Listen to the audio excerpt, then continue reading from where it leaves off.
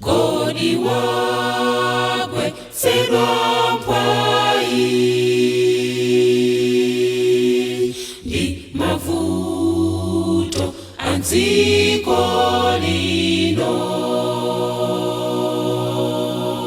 Pena zintu sizikuyenda Ziwa Yesu sana kusiye Limbantima sana kusiye Alipopo pafupi nawe Ikila bema yanko ako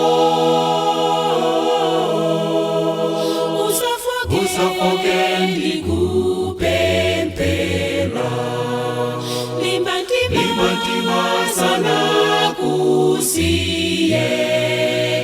Alipopo pafupi nawe Ikila bema yanko ako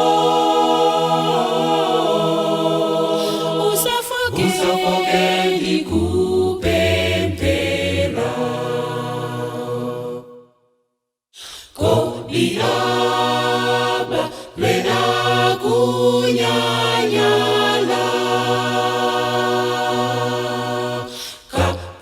Kapenandi wewamasiye